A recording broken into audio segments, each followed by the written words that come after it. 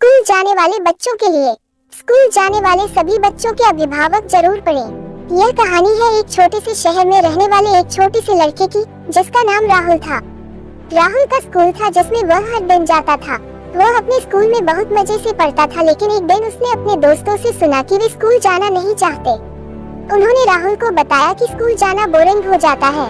राहुल अपने दोस्तों से इस बात से बहुत दुखी हुआ क्योंकि उसे स्कूल जाना बहुत पसंद था। लेकिन अगले दिन स्कूल जाते समय राहुल को भी लगने लगा कि स्कूल जाना बहुत बोरिंग हो रहा है। उसे अपने दोस्तों की बात समझ में आने लगी। राहुल ने दिन भर घर पर बैठे रहने के बारे में सोचा। उसे लगा कि वह बिना स्कूल जाए अपने घर के पास के पार्क में खेल सकता है और बहुत सी चीजें सीख सकता है। लेकिन बाद में उसे याद आया कि स्कूल में भी उसे कई चीजें सीखने को मिलती हैं, जो उसे बिना स्कूल जाए नहीं मिल सकती।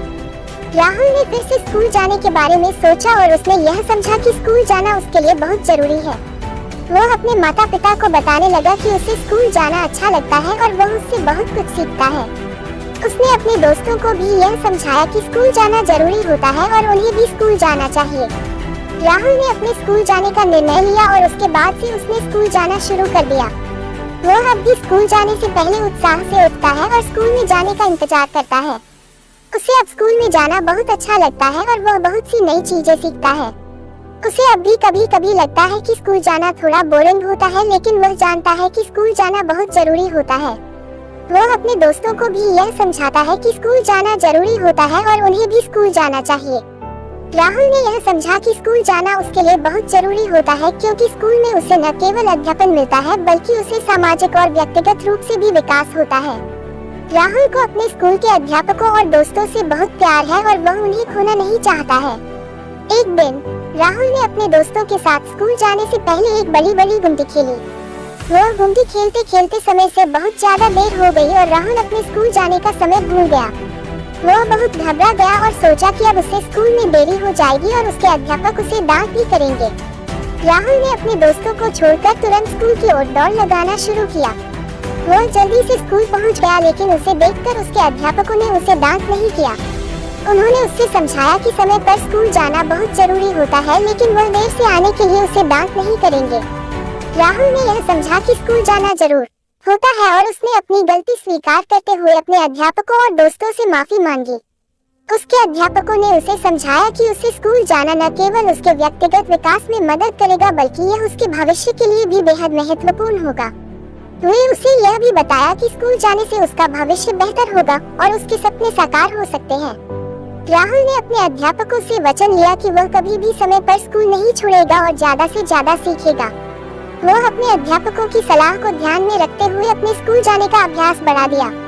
वह अपनी पढ़ाई में ध्यान देने लगा और उसके अध्ययन में सफलता मिलने लगी।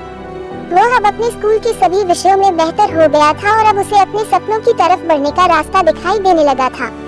वह अब स्कूल में न सिर्फ अच्छे नंबर प्राप्त कर रहा था, बल्कि उसके अध्ययन को देखकर उसके अध्यापक भी उसके बढ़ते हुए अध्ययन की तारीफ करते थे।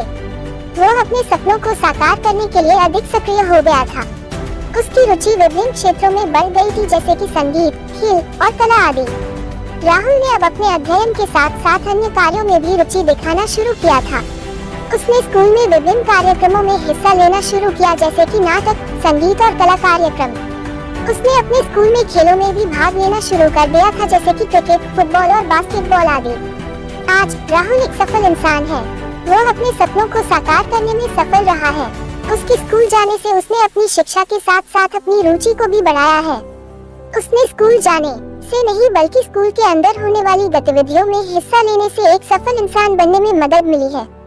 इस कहानी से हमें यह सबक मिलता है कि स्कूल जाना न केवल शिक्षा के लिए जरूरी होता है, बल्कि इससे हमें अन्य कार्यों में भी रुचि लेनी चाहिए। हमें अपनी दिनचर्या में समय निकालकर खेलों, कला और अन्य गतिविधियों में भी शामिल होना चाहिए। इससे हमें न केवल अन्य क्षेत्रों में रुचि होती है, बल्कि हमारी शिक्षा भी बढ़ती है। यह भी सबक है कि हमें कभी भी निराश नहीं होना चाहिए। हमेशा आगे बढ़ते रहना चाहिए और नई चुनौतियों का सामना करना चाहिए। जीवन में कभी भी हार मानने से नहीं, बल्कि उससे सीखने से हमारे अन्य फलों में सफलता मिलती है। आखिर में हमें अपनी रुचि के अनुसार अपने सपनों को पूरा करने के लिए कड़ी मेहनत और समर्पण की आवश्यकता होती है। हमें यह याद रखना चाहिए कि हमें किसी भी चीज को हासिल करने के लिए सफल होने की आवश्यकता होती है।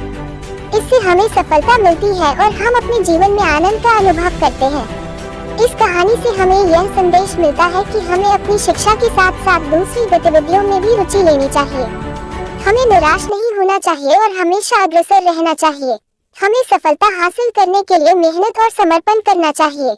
यह कहानी बच्चों के लिए एक मोटिवेशनल स्टोरी हो सकती है जो उन्हें शिक्षा के महत्व के बारे में सिखाती है और उन्हें यह बताती है कि किसी भी चुनौती का सामना करने के लिए वे सक्षम हैं।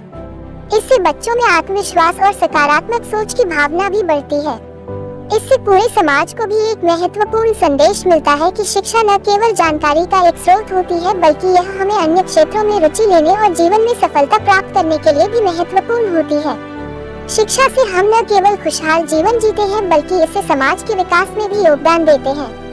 इसलिए हम सभी को यह संदेश याद रखना चाहिए कि शिक्षा हमें सक्षम बनाती है, जीवन में सफलता हासिल करने के लिए और समाज के विकास में भी योगदान देती है। यह एक अनमोल धन है जो हमें जीवन में सफलता प्राप्त करने के लिए बहुत आवश्यक है। इस कहानी से हमें यह सीख मिलती है कि हमें जीवन में किसी भी चुनौती से नहीं डरना चाहिए। हमें अपनी शिक्षा, ज्ञान और अनुभव का सही इस्तेमाल करना चाहिए और अपने लक्ष्य की ओर अग्रसर रहना चाहिए। बच्चों को यह समझाना चाहिए कि शिक्षा न केवल पढ़ाई का मतलब होती है बल्कि इसे उन्हें जीवन में सफलता प्राप्त करने के लिए उन्हें संपूर्ण तरीके से तैयार करती है। शिक्षा जीवन का एक महत्वपूर्ण अंग है जो हमें उन सभी चुनौतियों से निपटने की क्षमता देती है जो जीवन हमारे सामने लाता है। हमें शिक्षा के महत्व को समझना चाहिए और बच्चों को इस महत्वपूर्ण धन के बारे में शिक्षित करना चाहिए। इससे बच्चों में अधिक समझदारी और आत्मविश्वास की भावना आती है जो उन्हें जीवन में सफलता के रास्ते पर आगे बढ़ने के लिए आवश्यक होती है। इसके अलावा शिक्षा बच्चों के लिए जीवन में नई समझ और ज्ञान के स्रोत का भी काम करती है। वे न केवल स्कूल में पढ़ते हैं बल्कि उनके लिए घर में भी अन्य संसाधन उपलब्ध होते हैं जैसे कि किताबें, संग्रहालय या इंटरनेट। यह सभी संसाधन उनकी सोच और ज्ञान को विस्तार करने में मदद करते हैं और उन्हें अपनी अधिक संभावनाओं का उपयोग करने की क्षमता देते हैं। शिक्षा अपने आप में एक विस्तृत विषय है जो हमें न केवल जीवन के लिए तैयार करता है बल्कि इससे हमें समाज के विकास में भी मदद मिलती है। शिक्षित लोगों के विकास और समाज के विकास में सीधा संबंध होता है।